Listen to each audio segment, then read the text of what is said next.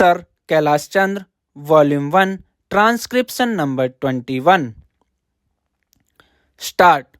Now, coming back to the question of minorities, you will please find why this particular resolution have been widely put in that it might include a religious minority as well, a linguistic minority as well, or an economic minority, as some honorable members rightly pointed out. Now, sir, a question arises whether there ought to be any such protection in so far as a particular type of minority is concerned. I shall deal with the question of minorities at some length, but you will please find, sir, what the honorable mover wants is that there ought to be a permanent minorities commission.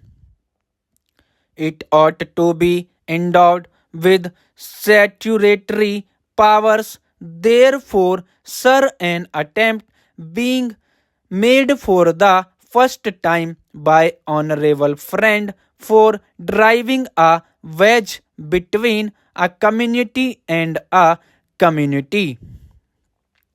So far as the Constitution is concerned, as my honorable friend rightly pointed out, whenever the question of minorities arises, we have to be extremely careful.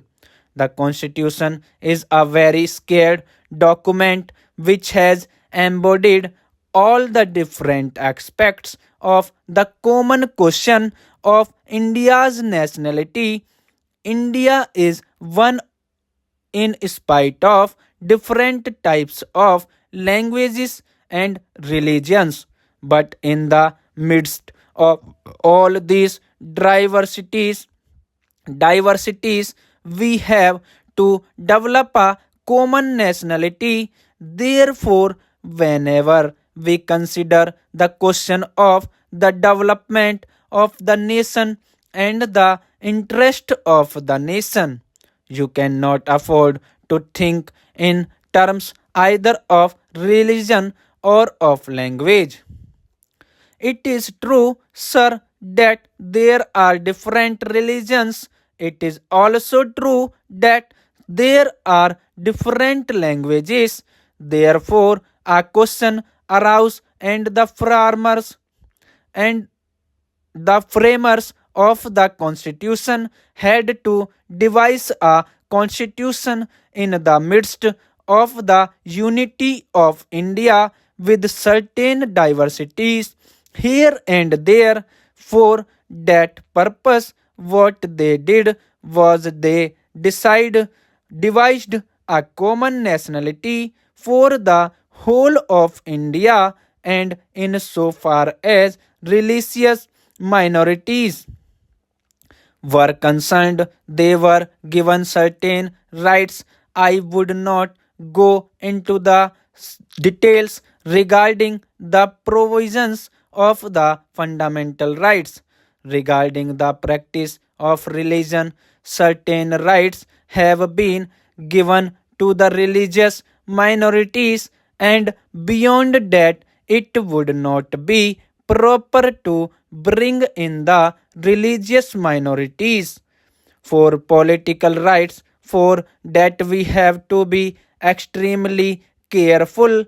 I would also point out that while we have to develop a common nationality, the members of the Indian nation have to understand that we are one nation.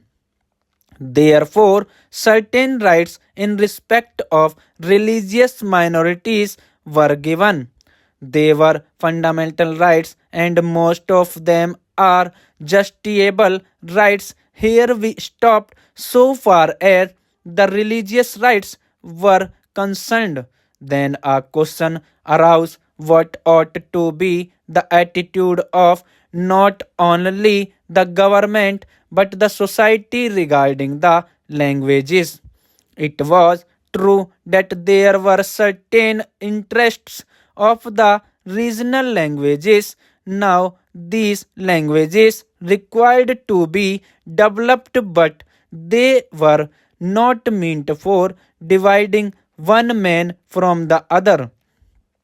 So, in 1956, when the states were formed to a certain extent on the basis of language, what was done was not to have a state with cent% people belonging to the regional language, because there were bound to be people belonging to different languages.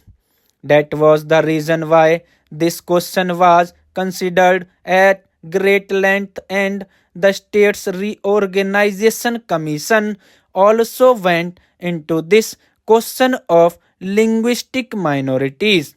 It was bound to arise here and there because they were likely to feel that their rights and safeguards given to them might or might not be properly implemented. So, this question was considered first by the States Reorganization Commission, and they dealt with the question whether we should have a permanent minorities commission.